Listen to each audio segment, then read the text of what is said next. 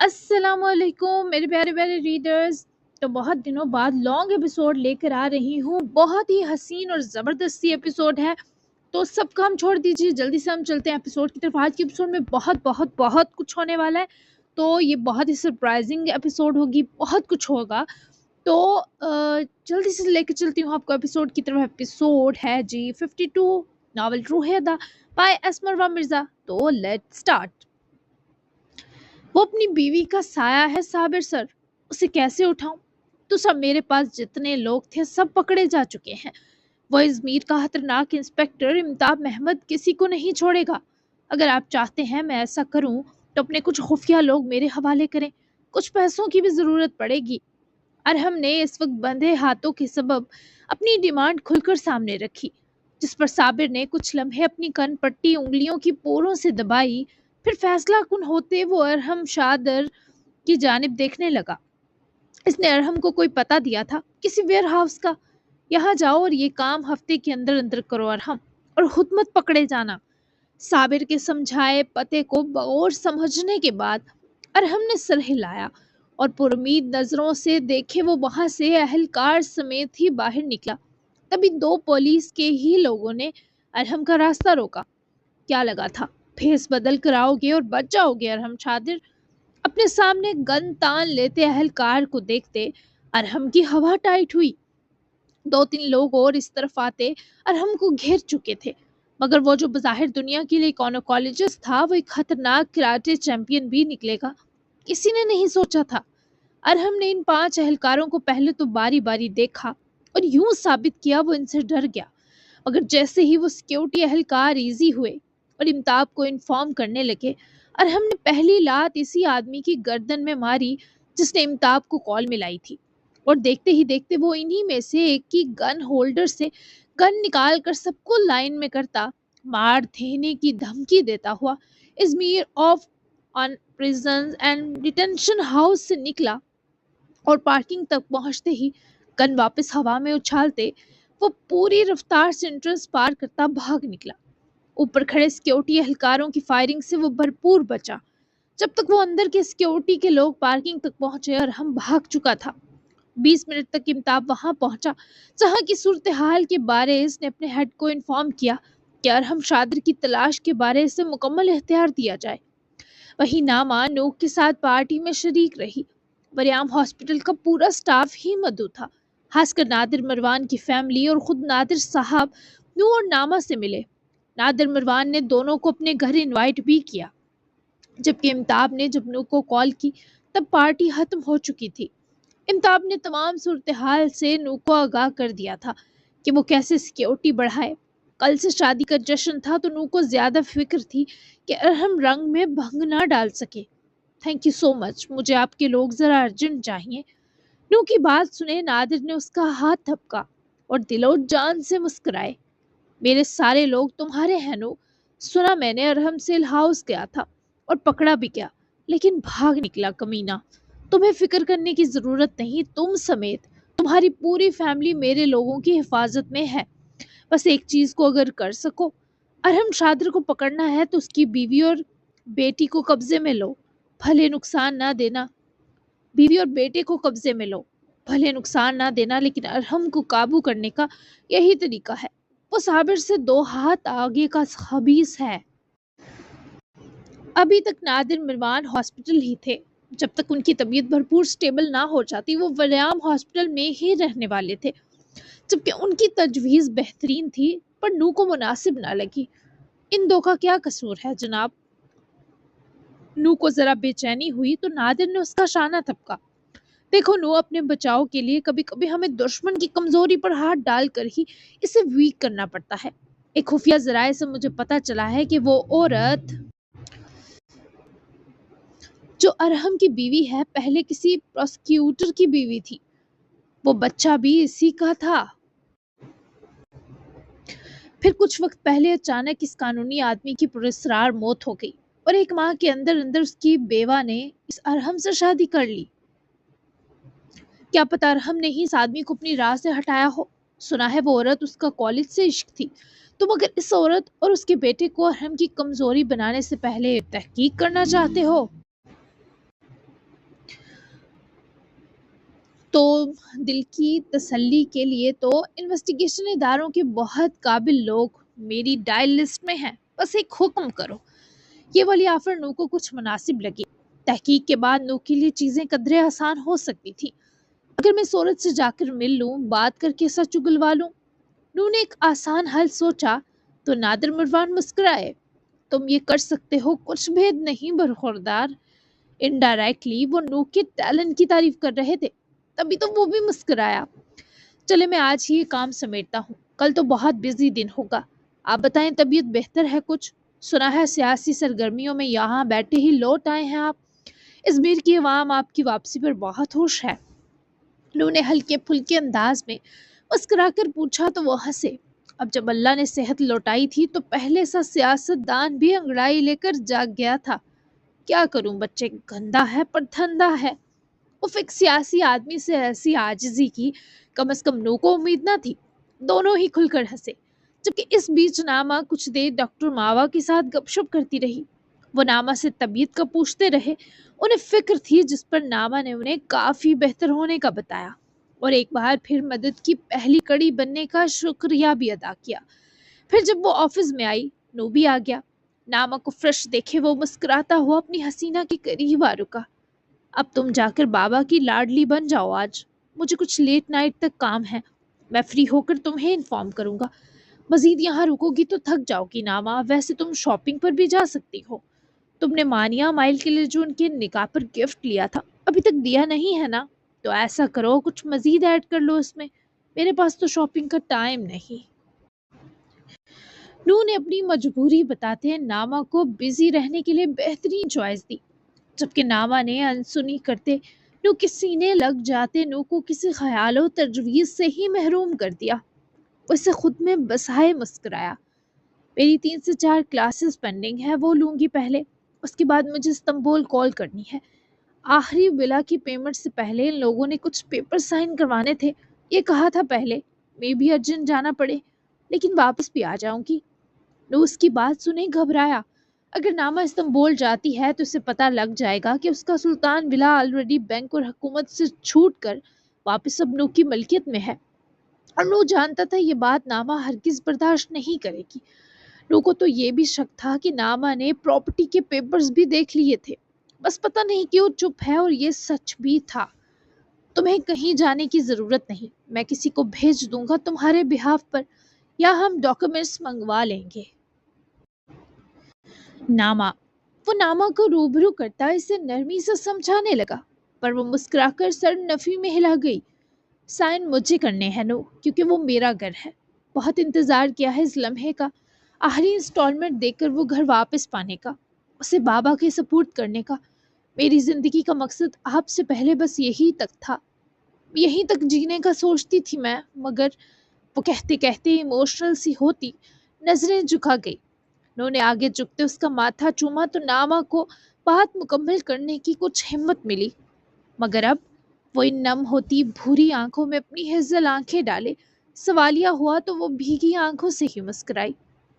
اب بہت سے مقصد ہیں، ہمارا بیبی، آپ کے ساتھ بہت سا جینا، اپنی ادھوری چھوڑی تعلیم پوری کرنا، آپ کے اور ہمارے بچے کے ساتھ ایک گھر سجانا، آپ کا ساری عمر ڈرائیور رہنا، اور آپ کے لیے کچھ ایسا کرنا جو کم از کم بیویاں نہیں کر سکتی، آپ کا ہاتھ بنے رہنا۔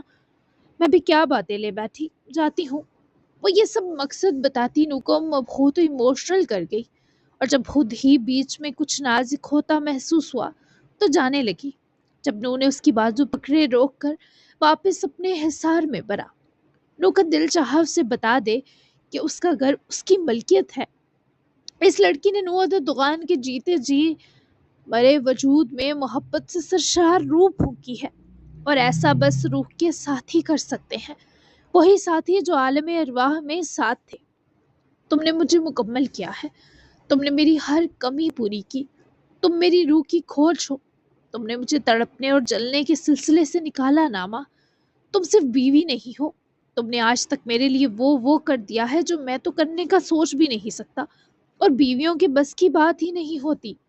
اس کا چہرہ ہاتھوں میں بڑھتا ناما کے اندر اپنے یقین دلاتے انداز سے بہت سی راحت اتار رہا تھا۔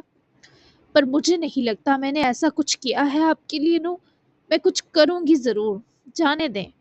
वो इतने यकीन से बोली कि नू को उल्टा खौफ आया।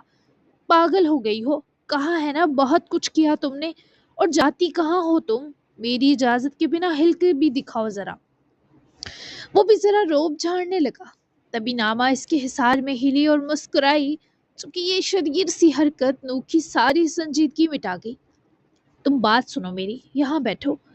नू की मुस्कुराहट मुख्तसर थी।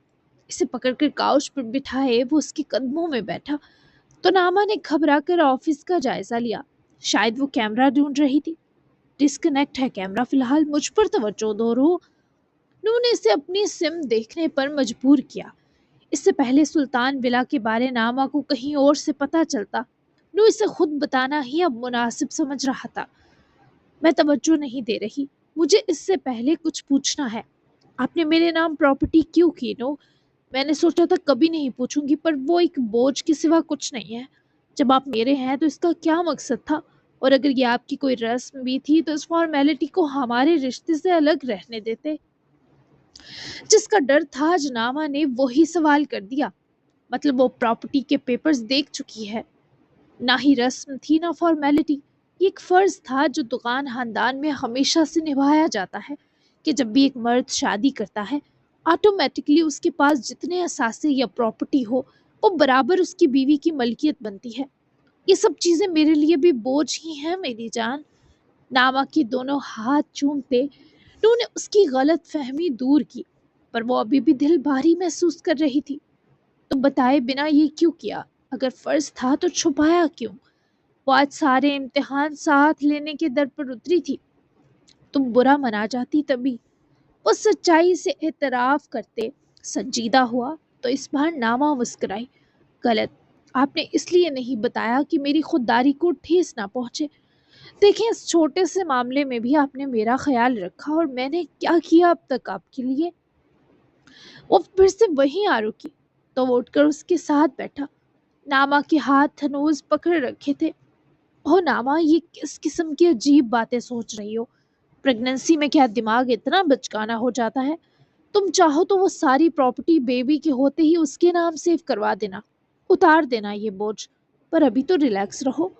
वो नू को देखते मजीद मुस्कुराई। वो नामा के लिए सच में परेशान हो रहा था। अगर ट्विंस आ गए तो? वो धीमा सा मुस्कुराती।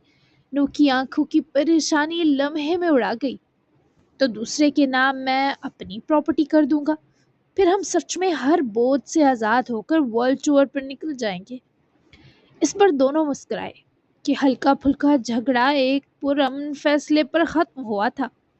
वो मुस्कुरा रही थी और नू में मजीद हिम्मत ना रही कि उसे एक और टेंशन देता। थैंक यू नुअदा, मेरा इतना ख्याल करने के लिए। वो बहुत मोहब्बत से जब यूं एतराफ़ करे गले लगती तो नू के सारे मौसम अच्छे हो जाते थे। हमेशा करूँगा। अब ये उल्टा सीधा मत सोचना। तुम्हें इस वक्त स्ट्रेस नहीं लेना रो। तुम मेरी जान हो, तुम ऐसे वसवसों वाहमों के करीब भी ना भटको कभी। तुम इस बात को मान लो कि तुमने मुझे जिंदगी से प्यार करना सिखाया है, वरना क्या था मेरे पास बोलो?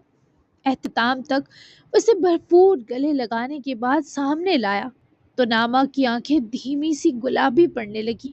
सवाल ही ऐसा था। आपके पास कम से कम अपना आप तो था। उफ, ये जवाब उस शख्स की धड़कनें जामिद कर गया। अब मेरे पास तुम हो ये ज्यादा मतलूब था रो। वो उसकी मुस्कुराती आंखों का सबब था। अब कुछ और बताना चाहते हैं? कुछ और अगर छुपाया है कुछ भी तो अभी बता दे। मैं अपना कुछ नहीं कर सकती।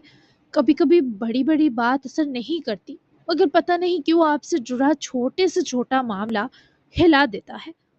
तो अगर कुछ मजीद किया है मेरे लिए और मुझसे छुपा रखा है तो टल मीनू अदा। उफ, ये लड़की आज इम्तिहान ले रही थी जिसकी नौयत बहुत सख्त थी। नो के अंदर हकीकत में हिम्मत ना थी। हालांकि बात इतनी बड़ी भी नहीं थी, लेकिन थी भी, क्योंकि आखिरी इंस्टॉलमेंट 1 घंटा भी लेट होती तो नामा हमेशा के लिए सुल्तान विला से हाथ धो बैठती। और अभी भी उसके पास इंस्टॉलमेंट के पूरे पैसे नहीं थे। वो इन पैसों को पूरा करने के लिए रोल्स रॉयस बेचने के बारे सोच रही थी, जिसके बारे नू को इल्म नहीं था।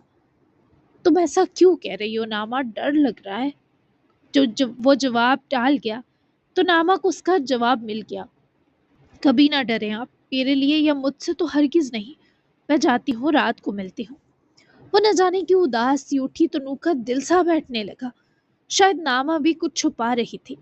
ناما سب ٹھیک ہے نا میری جان، انسٹالمنٹ کی پیمنٹ پوری ہے نا؟ ناما جھٹکے سے رکی، وہ بے یقینی سے نو کو دیکھنے لگی کہ کیسے وہ شخص ہر راز جان جاتا ہے۔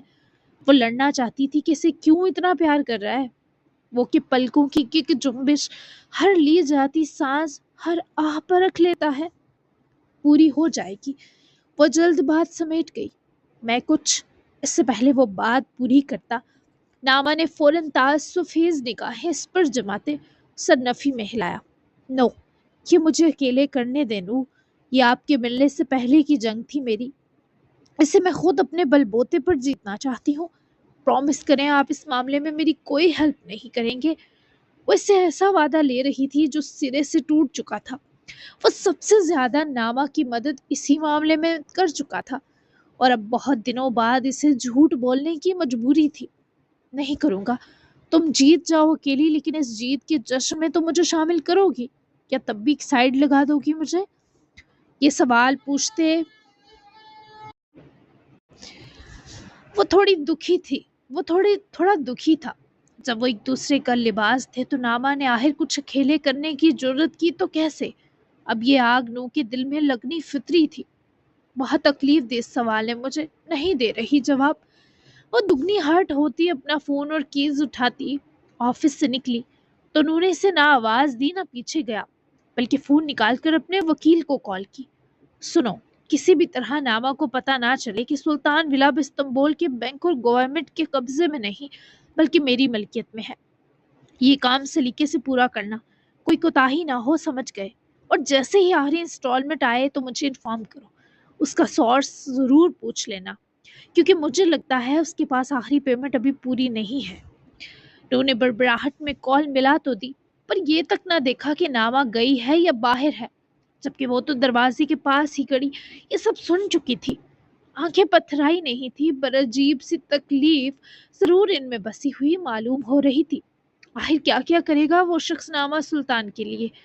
وہ دل بہت بھاری کیے گئی، حالانکہ نو سے محبت کے کئی درجے ایک ساتھ بڑھ گئے تھے، پر ایک دل کی اپنی ذاتی جنگ نے اسے نڈھال کر دیا تھا۔ وہ گئی، اس نے اپنے تمام کام نپٹائے اور ضد میں رولز رائس کے سودے کی بات بھی کرائی۔ ایک دنیا پانے کے لیے وہ اپنی دوسری دنیا قربان کر کے اپنے اندر قربانی کا جذبہ زندہ رکھنا چاہتی تھی، پر بھول گئی تھی اللہ نے اس کی تمام امتحان، آزمائش اور صبر کو قبول کر کے ہی اس کے حصے میں نو ادا دغان کو لکھا ہے۔ پر یہ عورت فطرتاً جذبات کا مرکز ہوتی ہے، وہ بیک وقت ماضی، حال اور مستقبل میں جیتی ہے۔ پھر ناما جیسی لڑکیاں جن کی زندگی حسرت کا جہاں رہی ہو، خود کے اندر کا مسمار ہونا کبھی نہیں بولتی۔ وہ بیک وقت کئی قسم کے روگ پالتی آئی تھی، اب ڈرنے لگی تھی کہ اس کی زندگی اتنی مکمل کیوں ہے، کیونکہ مکمل تو صرف خدا کی ذات ہے۔ وہ ڈر رہی تھی کہ اسے کچھ کھونا ہوگا، اور یہ قدرت کے کچھ ایسے اصول ہیں جو طے شدہ ہوتے ہیں۔ اس کے پاس بہت چند اپنے تھے اور ستم کے وہ کسی کو بھی کھونا نہیں چاہتی تھی۔ جب تک وہ بابا تک پہنچی بہت تھک گئی، تبھی چپ چاپ پچھلے کئی منٹ سے ان کے سینے لگی تھی اور ناما کی ایسی چپ اس باپ کا سینہ بھاری کر رہی تھی۔ ٹھیک ہے نا تو ناما؟ آخر برداشت کی حد ختم ہوئی تو وہ پیار سے پکارے۔ ناما نے سر اٹھایا، وہ بہت اداس تھی، وہ بھوری آنکھیں اندر کے خوف سے پھر بھر گئی تھی۔ اللہ اللہ کر کے تو فیروز سلطان نے اس کے ڈر مٹائے تھے، تبھی تو وہ ان آنکھوں کو پہلے سا دیکھ کر دہل اٹھے۔ بہت ٹھیک ہوں بابا، جب ہمارے پاس دعا کے لیے کچھ نہ بچے تو ڈرنا چاہیے نا؟ ناما کے سوال میں ایک آس تھی۔ دعا کے لیے کبھی کچھ ختم نہیں ہو سکتا، ہم ناشکر انسان مزید سے مزید کی طلب کرتے رہتے ہیں، ہمیں ہر دنیا کا لطف درکار رہتا ہے اور یہ خواہشات مرتے دم تک دامن سے لپٹی رہتی ہیں، پھر ڈر کیسا؟ وہ اس کے ماتھے کو چومتے سے سمجھانے لگے تو ناما اٹھ بیٹھی۔ میں دعا مانگتی ہوں تو کچھ مزید طلب محسوس نہیں ہوتی، تو میسر سکھوں کی حفاظت مانگ لیتی ہوں، سب کچھ میرے پاس ہے، ہر وہ خوشی جو اس روح زمین پر ازل سے ابد تک موجود رہے گی۔ اتنا مکمل ہے سب۔ بابا مجھے بہت ڈر لگ رہا ہے، میں اندر سے کانپ رہی ہوں۔ میں نے شکر اور صبر آپ سے سیکھا ہے، میں ہر حسرت سے نکل چکی ہوں۔ مجھے ممی کی بھی اب کوئی طلب نہیں کیونکہ حساب چکتا کر دیا۔ پھر میرے اندر یہ خوف کیوں ہے جیسے کچھ ہو جائے گا؟ نامہ کے ڈر تو فیروز سلطان کو بھی ڈرا رہے تھے، پر وہ نامہ کو اس کیفیت میں مزید نہیں دیکھ سکتے تھے۔ تبھی اس کو تسلی دینے کے لیے ٹوٹی پھوٹی کوشش کا فیصلہ کیا۔ ساری بات گمان کی ہے پتر، اللہ تو ہے ہی گمان کے ساتھ۔ ہم اگر اچھا سوچیں گے تو اچھا ہوگا، اور ڈرتے رہیں گے تو یہ ڈر اور ڈرائیں گے۔ تو نے جو مشکل زندگی جھیلی ہے پتر، یہ سکون اور آرام اسی کا صلہ ہے۔ گھبرانا نہیں، کچھ نہیں ہوگا نامہ، انشاءاللہ۔ یہ سب کہہ کر نو کو پریشان نہ کرنا، پہلے ہی کتنا کچھ فیس کر کے آیا ہے، ٹھیک ہے نا میرا بچہ؟ بابا کے پیار سے سمجھانے پر وہ سمجھتے ہوئے مسکرائی، پر دل کے ڈر باہدہ وہی تھے۔ اور نامہ باقی کا دن ان کے ساتھ رہی۔ پھر عشاء کے بعد وہ couch پر بیٹھی ہی سو گئی۔ نو نے کال بھی کی پر نامہ کا فون سائلنٹ تھا۔ تبھی وہ ارحم کی بیوی اور بیٹے سے ملنے نکل گیا۔ گھر کافی اچھا اور بڑا تھا۔ نو کو بڑے اچھے طریقے سے ڈرائنگ روم میں بٹھا کر جاتے ملازم نے کافی بھی سرو کی، جس کے 2 منٹ بعد ارحم کی بیوی اندر آئی۔ نو نے مگ رکھا اور اٹھ کر کھڑا ہوا۔ وہ تھوڑی فکر مند سی پاس ہی آ رکی۔ سوری اس وقت ڈسٹرب کرنے کے لیے مسز ارحم، مگر کچھ ضروری بات تھی، کیا آپ کے پاس کچھ وقت ہے؟ نو کے پوچھنے پر وہ فوری سر ہلا گئی اور نو کو بیٹھنے کا کہا، جبکہ نو کے بیٹھتے ہی وہ بھی سامنے والے couch پر جا بیٹھی اور بھرپور توجہ نو ادا پر دی۔ مسٹر ارحم شادر مسز ارحم شادر آپ جانتی ہوں گی وہ فرار ہوا ہے۔ اس نے میرے آفس میں ڈرگ سپرے کروائی، جس سے مجھ پر انکوائری شروع ہوئی۔ میں تعمر اس میں پھنس سکتا تھا، میرا کیریئر، زندگی سب داؤ پر لگ گئی تھی۔ میرا کیس کرنا جائز تھا، اس کے لیے بہتر تھا کہ وہ خود کو قانون کے حوالے کر دیتا تاکہ بات سمجھ جاتی جلد، لیکن اس نے فرار ہو کر جو سیل اسٹیشن میں کیا، اس کے بعد 2-3 کیس اور ہو گئے ہیں۔ تو میں یہاں اس لیے آیا ہوں کہ اگر آپ کا اس سے رابطہ ہے تو اسے بتا دیں، سرنڈر کر دے، ورنہ مارا جائے گا۔ انہوں نے کوئی لپٹی چپڑی بات نہ کی، بلکہ سیدھا سبھاؤ مدعا بیان کیا، جس پہ اس کی بیوی کا رد عمل قدرے مختلف آیا۔ وہ گہرا سانس بھر کر اپنی جگہ سے اٹھی۔ نو بھی اٹھا۔ پچھلے 3 سالوں سے اس نے مجھے اور میرے بیٹے کو قید کر رکھا تھا۔ اس نے مجھ سے شادی بھی نہیں کی۔ اس نے میرے ہسبینڈ کو مارا۔ وہ دنیا کی نظر میں جتنا شریف ڈاکٹر ہے، اتنا غلیظ اور سائیکو انسان ہے۔ میرا اس سے رابطہ ہوتا تو میں خود اسے اریسٹ کرواتی۔ رہی بات کیس کی، تو میرے پاس ثبوت نہیں، ورنہ اپنے ہسبینڈ کے قاتل کے خود ٹکڑے کرواتی۔ اس پر جتنے چاہے کیس ڈال دیں، پرواہ نہیں، مجھے بس اس قید سے رہائی چاہیے۔ انہوں نے افسوس بھرے انداز میں صورت کو دیکھا جو یہ سب بتائے پتھر کی طرح ساکن اور اسپاٹ تھی۔ عدالت میں گواہی دیں گی؟ نو دگنا اسپاٹ تھا۔ ضرور دوں گی، وہ پرعزم تھی۔ نو کو ایک تگڑا گواہ مل چکا تھا ارحم کی بینڈ بجانے کے لیے۔ صابر مروان کے بارے جانتی ہیں کچھ؟ ارحم اس کا رائٹ ہینڈ تھا، کچھ بھی پتا ہو اگر؟ نو نے مزید کریدا تو وہ عورت اذیت سے مسکرائی۔ وہ صابر مروان ایک نمبر کا ذلیل آدمی ہے، اکثر وہ یہاں ارحم کے ساتھ آتا، عورتیں بھی لاتے تھے دونوں۔ یہاں ہی بیسمنٹ میں اسمگلنگ اور ان کے نجی دھندوں کے معاہدے ہوتے تھے۔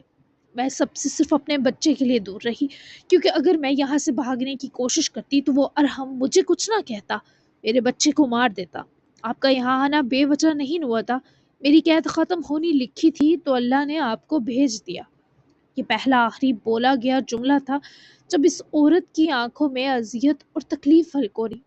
آپ گواہی دے کر میری مدد کریں، میں آپ کو اور آپ کے بیٹے کو باحفاظت ازمیر اور ترکی سے نکلوا دوں گا، جہاں بھی آپ دو جانا چاہیں۔ نو کی پیشکش بہترین تھی۔ نیو یارک، وہاں میرے پیرنٹس ہیں۔ وہ فوراً بولی، آواز ٹوٹ سی گئی۔ ٹھیک ہے، کیا آپ کو سیکیورٹی چاہیے؟ اگر ارحم آس پاس ہوا اور مجھے یہاں آتے دیکھ لیا اس نے، تو وہ آپ کو یا آپ کے بیٹے کو نقصان دینے آ سکتا ہے۔ اگر آپ کی اجازت ہو میں 2 لوگ آس پاس تعینات کروا دوں۔ نو نے تو اس عورت کی دل کی بات کہی۔ وہ خود بھی بہت ڈری ہوئی تھی۔ اس گھر کا ایڈریس تو ویسے ہی ہر دھندے کے آدمی کو پتا تھا۔ ٹھیک ہے، میں کرواتا ہوں، آپ کے تعاون کا شکریہ مس۔ انہوں نے اس کا شکریہ ادا کیا اور اجازت لیتے نکلا، جبکہ وہاں سے نکلنے سے پہلے ہی اس نے امتاب سے 2 لوگوں کو بیچنے کا کہا اور جب تک وہ 2 سیکیورٹی کے لوگ آئے نہیں وہ وہیں گھر کے آس پاس رہا، جبکہ وہاں سے وہ سیدھا فارم ہاؤس جانے والا تھا۔ اس نے یہاں تک آنے تک بھی کیب لی تھی اور فارم ہاؤس تک بھی وہ ویسے ہی گیا۔ وہیں آج امائل کی نائٹ شفٹ تھی تو مانیہ خود ہی ہاسپٹل چلی گئی۔ اس کا ریگولر چیک اپ بھی تھا۔ دوسرا وہ جانتی تھی امائل کال کے بارے جاننے کے کو بے قرار ہوگا۔ اس کا چیک اپ کمپلیٹ ہوا تو وہ امائل کے ساتھ قریب ہی ریسٹورنٹ چلی آئی۔ 9 بج گئے تھے۔ وہ ٹھیک تھی، بہت سافٹ سپوکن تمہاری طرح۔ میں تو ان کی بھی فین ہو گئی۔ امائل نے اس کے لیے پاستا آرڈر کیا تھا جبکہ خود وہ یہاں کا کوئی نیا سوپ ٹرائی کرنے والا تھا۔ مانیہ نے سوچا تھا وہ سریا کے بارے چھپائے گی، پر لگتا نہیں تھا چھپا سکے گی۔ انہوں نے کہا ٹھیک ہوں، تم نے مان لیا، یقین آ گیا تمہیں، سچ بتانا مجھے مانیہ۔ امائل کا سوال لمحہ بھر مانیہ کو چپ لگا گیا۔ مسئلہ ہی یہی تھا کہ وہ امائل کے سامنے جھوٹ سوچ بھی نہیں سکتی تھی، بولنا تو بہت دور کی بات تھی۔ یقین تو نہیں آیا۔ وہ فوراً اداسی سے بولی تو وہ اذیت سے مسکرایا۔ جب تمہیں یقین نہیں آیا تو مجھے کیسے دلاؤ گی مانیہ؟ وہ جھوٹ بول رہی ہیں، میرا دل تکلیف میں ہے، بہت زیادہ تکلیف میں۔ مانیہ نے روحان سے ہوتے امائل کو دیکھا، پھر اس کے ہاتھ پر ہاتھ رکھا جیسے دلاسا دے رہی ہو۔ وہ ہماری شادی کے بعد ملیں گی ہم سے، پھر وہ کیسے جھوٹ بول سکیں گی؟ کیا اپنے بیٹے کی آنکھوں میں آنکھیں ڈال کر جھوٹ بولنا ممکن ہوگا؟ امائل نے کربناک سی نظر مانیہ پر ڈالی، جسے پوچھ رہا ہو کیا سچ میں وہ یہاں آئیں گی؟ ازمیر؟ امائل کی طرف دیدنی تھی۔ ہاں نا، چاہتی ہیں ہماری شادی خیر سے ہو جائے، پھر وہ ہمیں آ کر شادی کا تحفہ دیں گی۔ تب تک اپنے دل کی تکلیف میرے پاس رکھوا دو امائل، میں تمہیں ذرا سے درد میں بھی برداشت نہیں کر سکتی۔ مانیہ کی آنکھیں خفیف سی سرخی کی زد میں آئیں تو امائل نے اس کا ہاتھ پکڑ کر جذب سے اس کی ہتھیلی چومی تو مانیہ جبرن سا مسکرا دی۔ رکھوا دی؟ تم اپنا آپ مجھے دے دو، پھر میں حالی ہوں۔ ہاتھ دوبارہ چومتے ہی امائل نے جو کہا وہ مانیہ کو دھڑکا گیا۔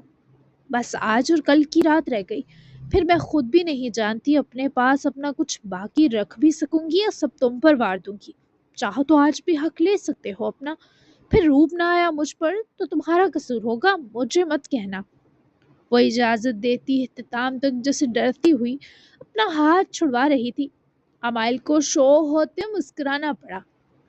روپ ضروری ہے، مجبوری ہے، آج گھر نہیں جاتے، گھومتے ہیں، ایک ساتھ واک کرتے ہیں، کہو تو شاپنگ پر بھی جا سکتے ہیں۔ نائٹ شاپنگ کا اپنا مزہ ہے، میں تمہارے ساتھ یہ 2 راتیں بیڈ پر افورڈ نہیں کر سکتا۔ اف میری مجبوریاں۔ وہ باریاں کو سرخرو کر گیا۔ یہ آدمی عام سے لہجے اور بات کے ساتھ اپنی بے بسی کہتا بھی مانیہ کا سب لوٹ گیا تھا، جبکہ وہ سمجھ نہ پائی 2 راتیں گزر گئیں تو پھر تیسری رات کی قیامت وہ کیسے سہے گی جسے ابھی سن پانا تک برداشت نہ تھا۔ مجھے منظور ہے میری جان، تمہاری مجبوریاں میری مجبوریاں۔ بلش چہرے سمیت ہی وہ اقرار کر گئی تو امائل اسے آنکھوں سے ہی بے باکیت سے چھیڑنے لگا، جبکہ ان کی یہ چھیڑخانی سراسر قہرناک تھی۔ وہیں نور جب پہنچا تو اس کی ملاقات حیرت صاحب اور فیروز کے ساتھ ہوئی۔ ڈنر تینوں نے ہلکا پھلکا کیا کیونکہ نامہ کی اسی وقت آنکھ لگی تو نور نے دونوں محترمین کو منع کر دیا کہ وہ نامہ کو مت جگائیں۔ ڈر رہی تھی، کہہ رہی تھی سب بہت مکمل ہے اور مکمل سکھ سے خوفزدہ کرتے ہیں، کہیں جو کچھ ہوا پچھلے دنوں سے ڈسٹرب تو نہیں۔ نو کو یہیں رکنا پڑا تھا، کم از کم جب تک نامہ نہ جاگ جاتی، اور وہ اسے روم تک لاتے بتانے لگے۔ نو نے رک کر فیروز سلطان کی طرف دیکھا۔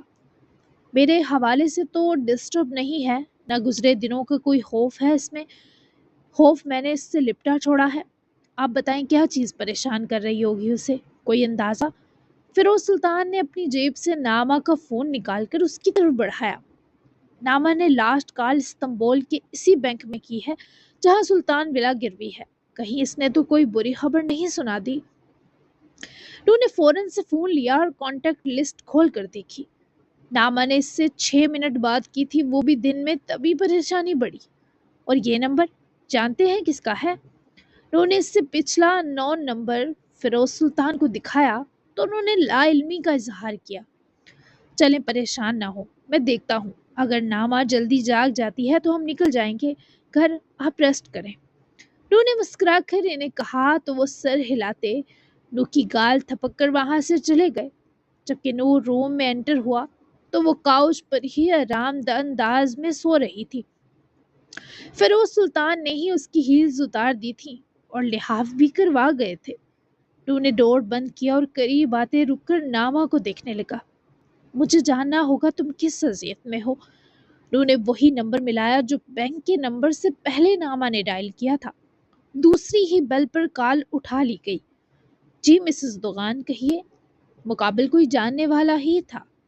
میں نو ادا دوغان بول رہا ہوں۔ کون ہو تم اور میری مسز نے تمہیں کال کس سلسلے میں کی؟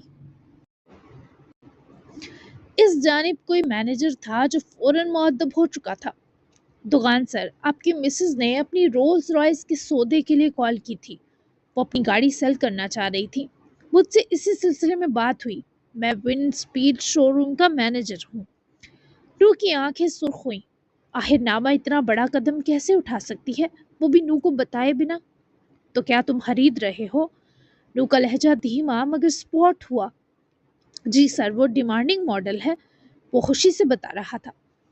تم خریدو گے لیکن میرے لیے۔ یہ گاڑی کسی اور کے ہاتھ میں گئی تو جان سے جاؤ گے، سمجھے؟ مینیجر دھمکی سے ہاسا ڈر سا گیا، تبھی فوراً سر ہلایا۔ جب آپ نے یہ خریدنی ہے تو گھر سے ہی لے لیں اپنی مسز سے، یہ ہمیں کیوں شامل کر رہے ہیں پھر آپ؟ مینیجر ذرا اکھڑ کر بولا تو نو کے جبڑے تنے۔ جو کہا ہے وہ کرو، کچھ پیسے ایکسٹرا لے لینا، لیکن اس گاڑی کے پیپرز اور ملکیت ناما سلطان سے ہٹتے ہی مجھے ملنی چاہیے، سمجھ گئے؟ اور یہ سب ہوتے ہی انفارم کرو مجھے۔ نو نے سختی سے اس مینیجر کو بات سمجھائی اور اسے سمجھ کیسے آتی کہ یہ دل کا اور روح کی تشفی کا معاملہ تھا۔ جی سر، سمجھ گیا۔ کل وہ مارننگ میں آئیں گی گاڑی دینے اور پیمنٹ لینے۔ میں پیمنٹ اماؤنٹ بتاتا ہوں، آپ بھیج دیں۔ مینیجر نے تمام لائے عمل ترتیب دیا تو انہوں نے اوکے کہتے ہی رابطہ توڑا۔ جبکہ مینیجر کے میسج ملتے ہی ساتھ ہی اپنے بینک کال کی اور وہاں سے پوری پیمنٹ صبح مقررہ وقت نکلوا کر اس شو روم بھجوانے کا بھی کہہ دیا۔ خود وہ کال ڈسکنیکٹ کیے پلٹا اور اب کی بار اس نے ناما کو دیکھتے ہوئے استنبول کے بینک کال کی۔ ناما سلطان سے کیا بات ہوئی تمہاری؟ نو کا پہلا سوال ہی سخت برہمی سے آیا۔ وہی جو آپ نے کہا تھا، شک نہیں ہونے دیا کہ سلطان ولا اب ہمارے پاس نہیں ہے۔ وہ لاسٹ پیمنٹ ادا کرنے کا کہہ رہی تھی کہ کل بھیج دوں گی۔ ہم نے ایک فیک فائل کوریئر کر دی ہے انہیں، کل دوپہر تک ان تک پہنچ جائے گی۔ نو نے سر ہلاتے کچھ سوچتے ہوئے گہرا سانس کھینچا۔ ٹھیک ہے، تھینک یو۔ رابطہ توڑے وہ اب بھی ناما کو ہی دیکھ رہا تھا۔ شاید یہ نو کی تھوڑی ناراض آنکھوں کا اثر تھا کہ وہ گہری نیند سے جاگ گئی۔ جب آنکھیں کھولی تو نو کی شکوہ کنا نگاہوں سے نظریں ملتے ہی وہ اٹھ بیٹھی۔ اپنا فون نو کے ہاتھ میں دیکھ چکی تھی۔ نو، آپ آ گئے، چلیں گھر؟ اس سے پہلے وہ اٹھتی، نو نے اسے اٹھنے سے منع کیا اور خود بھی ساتھ ہی بیٹھا۔ فون ناما کو دیا جبکہ ناما اس کی آنکھوں میں پریشانی اور شکوہ ساتھ دیکھ سکتی تھی۔ یہی رک جاتے ہیں آج، تم نیند پوری کرو۔ ویسے بھی میرا موڈ نہیں ابھی خود بھی کہیں جانے کا، میں تمہارے پاس رہنا چاہتا ہوں۔ وہ ناما کے کندھے پر سر رکھے جس لہجے میں بول رہا تھا، وہ ناما کی روح لرزا گیا۔ وہ اس کے سر کندھے پر ٹکانے پر اپنے ہاتھ کو نو کے ہاتھ میں تھما گئی، جسے اس نے فوری دبا کر اپنے ہونٹوں کے پاس لاتے چوما۔ نو، میں جو ہاسپٹل میں سب فضول بولی اس کے لیے معاف کر دیں۔ وہ شرمندہ ہوئی، تبھی نو نے سر اٹھایا اور شرمندہ ہوئی ناما کو دیکھنے لگا، بے تاثر نگاہیں۔ اگر تم وہ فضول بس کہتی تو معاف کر بھی دیتا، پر تم نے تو سب فضولیات پر عمل بھی کر دیا یارا۔ تمہاری خودداری کے صدقے یہ بھی معاف کر دوں گا، پر میرے ہوتے ہوئے جو تم نے خود کو پریشان کیا، اس کا سود سمیت بدلہ لوں گا ایک بار ٹھیک ہو جاؤ۔ وہ کچھ نہ بولا، بس دل ہی دل میں اس لڑکی کی عقل ٹھکانے لگانے کے منصوبے بنائے، جبکہ ناما یوں تھی جیسے ابھی اس بندے کی چپ برداشت نہ ہونے پر رو دے گی۔ خدا کے لیے چپ مت ہوا کریں۔ وہ دبا سا چیخی، تم دیشا کی سزا کے لیے پریشان مت ہو، یا تو وہ بچ جائے گی یا مر جائے گی، اس کے علاوہ بھی کسی چیز کو مت سوچو۔ یہ یاد رکھو، تمہارے ہر سو میں ہوں ناما۔ ہر باتیں نہیں کرنی مجھے، موڈ نہیں یہاں، اور بس میرا ساتھ ہونا فیل کرو، بس۔ وہ جس کا دم گھٹ رہا تھا نو نے جب اسے بازو گرد باندھتے گھیر کر اپنے سینے لگایا، وہ مکمل طور پر نو میں چھپ جاتی سمٹ گئی، گہرے گہرے سانس لینے لگی۔ بات کا موڈ کیوں نہیں نو؟ ناراض ہے مجھ سے؟ مت ہونا۔ وہ یوں ہی چھپے ہی منمنائی، آواز ٹوٹ رہی تھی۔ چپ، ایک دم چپ۔ ناراض نہیں، بہت پیار آ رہا ہے تم پر، اور میں اسے لٹانا نہیں چاہتا ابھی۔ تو چپ رہو ناما، میں بھی انسان ہوں، میں بھی کمزور پڑتا ہوں، میں بھی بے بس ہو جاتا ہوں، میں بھی ٹوٹ جاتا ہوں، لیکن ہر معاملہ ایک طرف، میری تم سے محبت ایک طرف۔ میں تم ہوں ناما، مجھ سے خود کو دوبارہ الگ سوچنے کی ہمت مت کرنا۔ چلو سو جاؤ ورنہ رو دوں گا میں۔ وہ کہنے سے پہلے ہی دکھی ہو گیا، جبکہ ناما نے اسے مزید کس کر جکڑا، جو یہ بتانے کے لیے تھا کہ وہ کم از کم نو کو روتا ایک بار مزید برداشت نہیں کرے گی۔ نہیں پلیز، سو رہی ہوں۔ وہ بچوں کی طرح حامی بھر گئی۔ حالانکہ نیند اب آنی ناممکن تھی، لیکن دونوں کو اس کیفیت سے نکلنے کے لیے کچھ وقت درکار تھا۔ نہ سونا، وہ اس کے کان میں بولا تو ناما نے چہرہ اوپر اٹھا کر ان ہیزل آنکھوں میں جھانکنے کی ہمت کر ہی لی۔ وہ دونوں ایک جیسی آنکھیں اور ان کی ایک جیسی محبت لیے ایک دوسرے کو دیکھ رہے تھے۔ میں بہت پیار کرتا ہوں تم سے ناما، اس کا ماتھا چومتا خود بھی جیسے بہت مشکل سے بولا۔ مجھے پتا ہے۔ وہ روحانسی ہوئی، ہتھیلی نو کے رخسار سے لگائی۔ نہ، کبھی پورا جان نہیں سکو گی۔ اتنی محبت کی ہے میں نے تم سے جو سوچ میں اور علم میں سما ہی نہیں سکتی۔ وہ اس کے ہاتھ کو پکڑتا اسے لاجواب کر گیا، جبکہ ناما دھیما سا مسکرائی۔ یہ بھی پتا ہے۔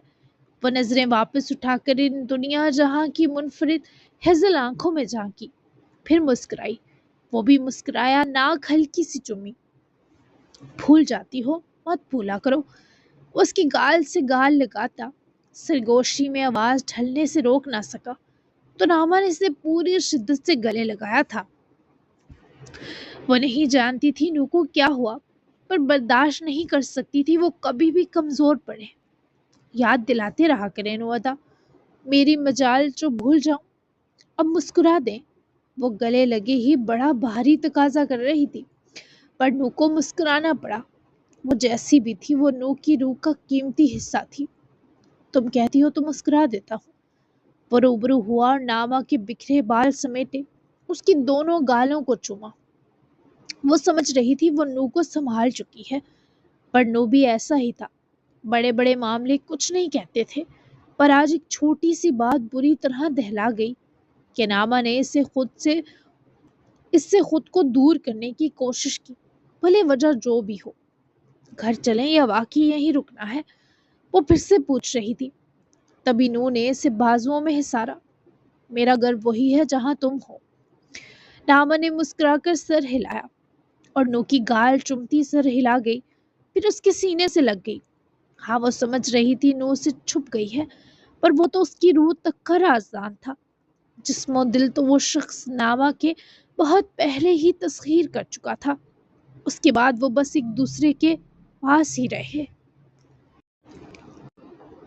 جی جناب، تو آج میں نے بہت ہی لانگ ایپیسوڈ، اپنی ہمت اور استاد سے زیادہ لانگ ایپیسوڈ دینے کی کوشش کی ہے، تو یقیناً آپ کو زیادہ تیز پڑی ہے تو 40 منٹ ہی مشکل بن سکی ہے، لیکن آپ جانتے ہیں دن کتنے چھوٹے ہیں، اوپر سے گھر کے کام اور طبیعت بھی اوپر نیچے ہو جاتی ہے، جیسے ہی ٹھنڈ لگتی ہے، ٹھنڈ بہت زیادہ ہماری یہاں ہو گئی ہے، تو ہاتھ میرے سن ہو جاتے ہیں، لکھنا بہت زیادہ مشکل ہو جاتا ہے، اور آپ لوگ بھی گندا رسپانس دے کے مجھے ڈس ہارٹ کر رہے ہیں، تو مطلب سب نے مل کر نا مجھے وہ کرنے کی کوشش کی ہے، دبانے کی کوشش کی ہے، اور میں اس لیے اچھے سے نہیں لکھ پا رہی، بڑی بڑی ایپیسوڈ نہیں دے پا رہی، ٹھیک ہے؟ تو آپ ایسے نہیں کریں، بس 5-6 ایپیسوڈ رہ گئی ہیں، میں یہ بہت اسپیڈلی ختم کر دوں گی، تو ایسے ساتھ نبھائیں اور ایسے نہیں کریں، ٹھیک ہے؟ ایسے رائٹر ڈس ہارٹ ہوتا ہے تو وہ پھر لکھ نہیں پاتا، تو جاگ جائیں، مت سوئیں، ایپیسوڈ کو اینڈ تک اتنے ہی پیار سے نوازیں جتنا آپ نے سٹارٹ سے دیا ہے، تبھی تو میں اگلا بہت اچھا ناول لے کے آ سکوں گی، ایسے تو میرا دل ٹوٹ جائے گا اور میں نہیں لا سکوں گی، ٹھیک ہے نا؟ تو آج کی ایپیسوڈ میں کیا اچھا لگا، کیا اچھا نہیں لگا، ضرور بتائیے گا، ملتے ہیں کل مہندی اور شادی دونوں اسپیشل ایپیسوڈ میں، یعنی کل مہندی بھی ہو جائے گی اور شادی بھی ہو جائے گی. پھر ہم دیکھیں گے کہ کہانی کا رخ کیا ہوتا ہے اور پھر ہم اسے اینڈ کریں گے. ٹھیک ہے، تو ملتے ہیں نیکسٹ ایپیسوڈ میں. تب تک کے لیے اللہ حافظ. دعاؤں میں یاد رکھیے گا اور اپنا خیال رکھیے گا. Bye bye.